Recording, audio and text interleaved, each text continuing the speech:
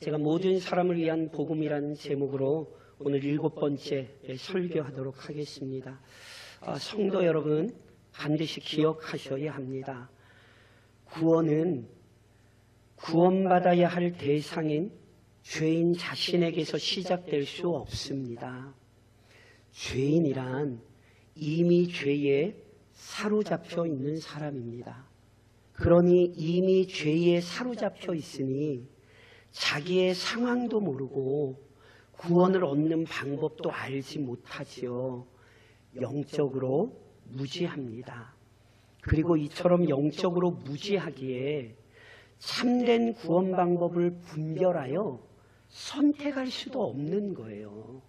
영적으로 무력합니다.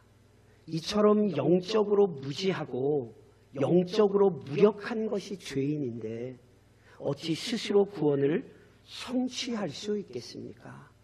그래서 구원은 오직 삼위 하나님으로부터 시작되는 것입니다.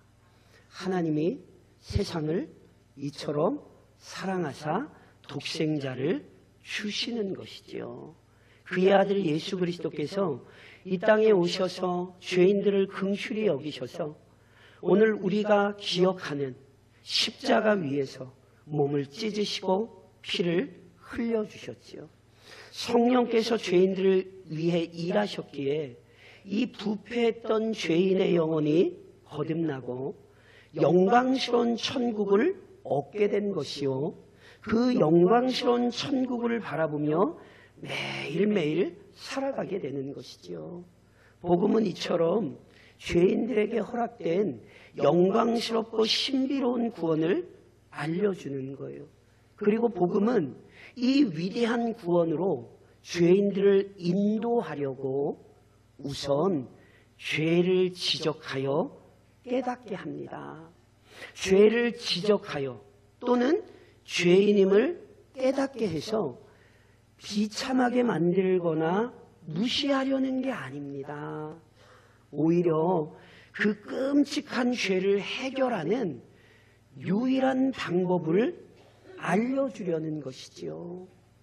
의사에게 가서 독감이라는 병명이 나와야 독감에 합당한 치료제를 쓸 것 아닙니까? 마치 복음은 의사가 독감 환자에게 독감을 알려주는 것처럼 죄인들에게 죄를 알려주고 자신의 상황을 정확히 깨닫게 함으로 의사이신 그리고 치료자이신 예수 그리스도께로 인도하는 거라니까요. 자기 죄를 절실히 깨닫게 되므로 결국 죄인이 의지해야 할 구원자에게로 이끌어주죠. 그래서 기억하셔야 돼요. 복음은 모든 사람 또는 모든 죄인을 위한 것입니다. 복음은 모든 사람이 들어야 할 참으로 기쁘고 복된 구원의 소식이지요. 더 나아가서 오늘 본문에서 저랑 짧지만 복음에 관한 영광스러운 교리를 좀 살펴보려고 해요. 성도 여러분, 사랑하는 교회여, 기억하십시오. 복음은 죄인의 구원을 위한 하나님의 열심을 증언합니다. 자, 예수님께서는 구원의 섭리를 알려주시려 유대를 떠나 사마리아로 오셨어요. 그리고 한 사마리아 여인을 만나주셨어요. 그런데 이 여인 어떤 사람이었습니까? 요한복음 4장 18절에 그 여인에 대해 우리 주님 이렇게 말씀하셨어요. 너에게 남편 5이 있고 지금 있는 자도 내 남편이 아니니 내 말이 참되도다. 이 여인은 이전에 남편이 5이나 있었고 지금도 다른 남자와 살고 있습니다. 예수님의 이 말씀은 이 여인의 부정한 삶을 지적하신 거예요. 이 여인은 철저히 죄에 물들어 또는 부당한 정욕에 취해 살아왔어요. 그러면 왜 예수님께서 처음 본 이 여인에게 이 여인이 가장 숨기고 싶은 이 여인이 가장 부끄러워하는 삶의 죄악을 드러내시는 겁니까? 다시 한번 말씀드리지만 괴롭히시려는 게 아니에요. 오히려 올바른 길로 이끌어 주시기 위해서예요. 그래서 기억하세요. 이 여인이 자신의 추악한 죄를 지적당하자 예수님 앞에서 휑 하고 삐져가지고 도망간 게 아니에요. 오히려 이 여인이 예수님이 남다른 분이라는 사실을 알아요. 심지어 선지자입니다. 이렇게 고백을 해요. 그리고는 자신이 참으로 알고 싶었던 질문을 묻지요. 예수님, 도대체 우리가 어디에서 예배드려야 되죠? 성도 여러분, 왜 이 질문을 하는지를 이해하셔야 돼요. 어디에서 예배드려야 하는지를 알아. 이 여인은 지금 거기에서 예배하고 싶은 거예요. 그래야 뭐가 가능해요? 죄 사함을 얻을 수 있거든요. 그냥 나온 말이 아니에요. 자신의 죄인됨을 지적하시는 예수님 앞에 내가 이분과 얘기하여 어디에서 예배드려야 하는지를 알면 내가 그곳에 가서 예배하며 내 죄를 사할 수 있겠구나. 여인의 마음에 이 생각이 들어 이렇게 질문하는 거라고요. 그때 예수님께서 어떻게 답변하셨습니까? 요한복음 4장 21절에 이렇게 기록되죠. 예수께서 이르시되 여자여 내 말을 믿으라. 이 산에서도 말고 예루살렘에서도 말고 너희가 아버지께 예배할 때가 이르리라. 기억하셔야 돼요. 어디에서가 중요한 게 아니라 하나님께 예배하는 게 중요하다 말씀하셨어요. 더 나아가 이처럼 하나님께 예배하기 위해 무엇이 중요하다고 말씀하셨죠? 요한복음 4장 22절에 우리 주님 연이어 이렇게 말씀하셨어요. 너희는 알지 못하는 것을 예배하고 우리는 아는 것을 예배하노니. 저랑 마지막 구절 한번 같이 읽으실까요? 화면 보시면 같이 읽겠습니다. 이는 구원이 유대인에게서, 이 구절 무슨 말이라고 말씀드렸어요? 이는 구원이 유대인에게서 남이라. 구원자는요, 하나님께서 약속하신 대로 유다지파 다윗의 후손으로 오는 거예요. 조금 다른 말로 하나님이 보내신 바로 그 구원자를 통해서만 하나님께 예배할 수 있습니다. 믿으십니까? 그리고 그 내용을 조금 더 구체적으로 오늘 저랑 읽으신 본문에서 우리 주님이 이렇게 말씀하시는 거예요. 굉장히 그래도 교회 다니신 분들은 익숙하게 아시는 구절 아닐까요? 저랑 화면 보시면 우선 23절 상반절 봉독하실까요? 아버지께 참되게 예배하는 자들은 영과 진리로 예배할 때가 오나니. 저랑 이어서 24절도 화면 보시면 같이 한번 봉독하실까요? 하나님은 영이시니 예배하는 자가 영과 진리로 예배할지니라. 아멘이시죠? 이게 지금 무슨 말씀인지 이해하셔야 돼요. 성도 여러분, 하나님은 영이십니다. 아멘이십니까? 하나님이 영이시라는 구절은 굉장히 많은 의미를 품고 있습니다.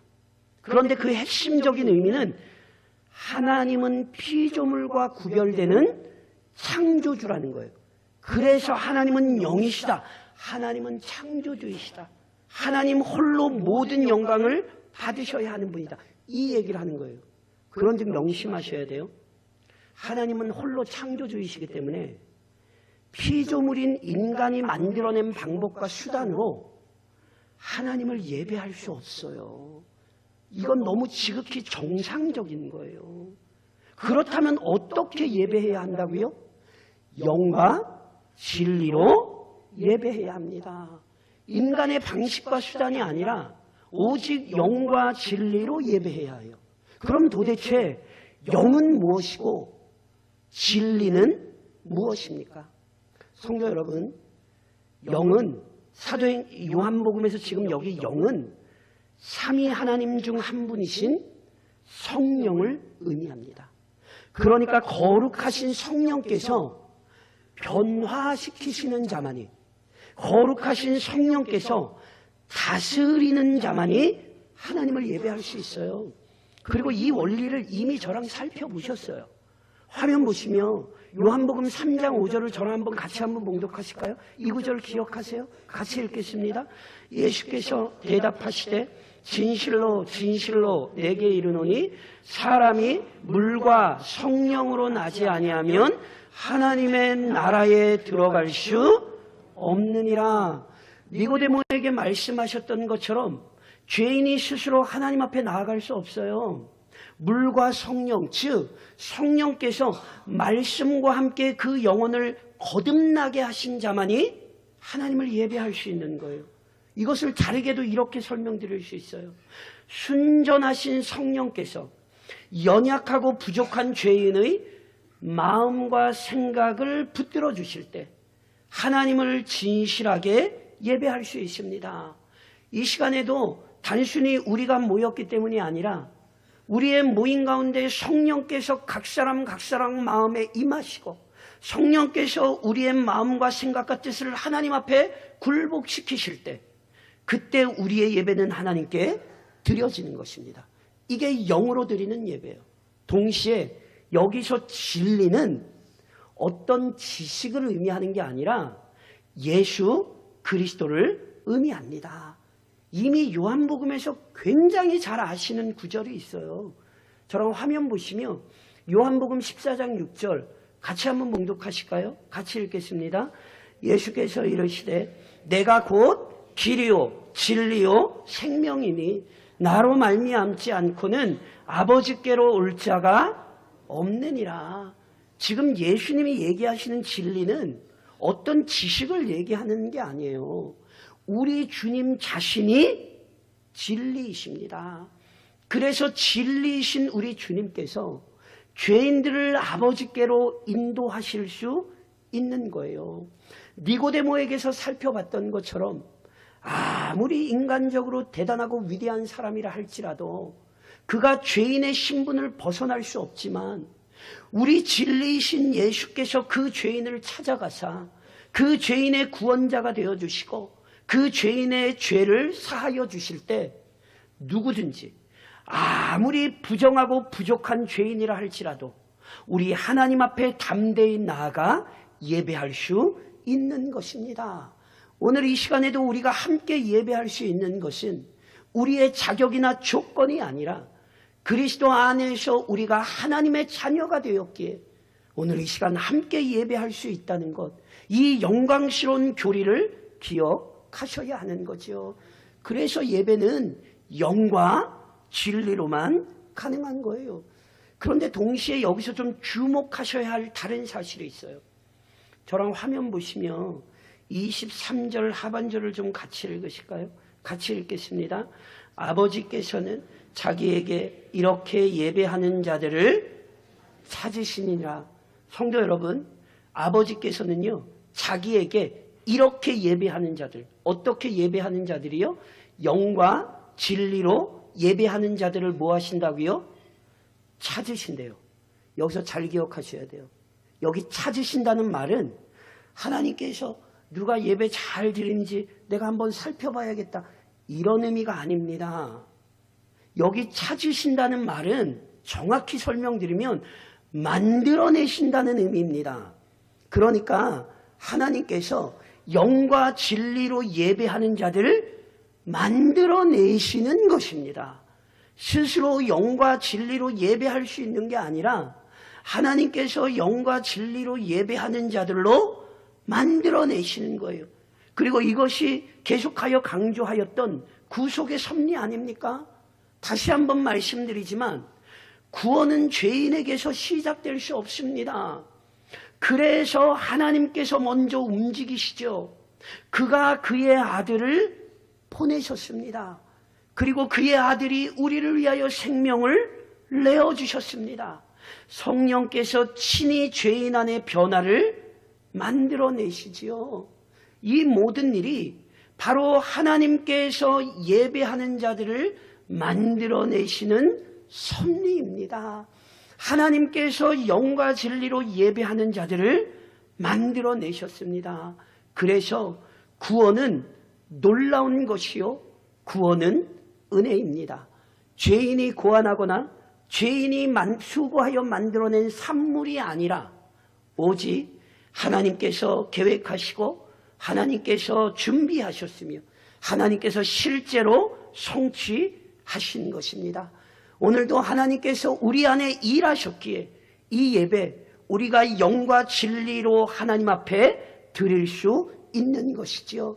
교회는 이처럼 하나님의 열심을 통해 만들어진 공동체이고 교회는 더 나아가 이 위대한 사실을 증거해야 하는 것입니다. 그런즉 이 교리에 근거하여 이제 하나로 적용합니다.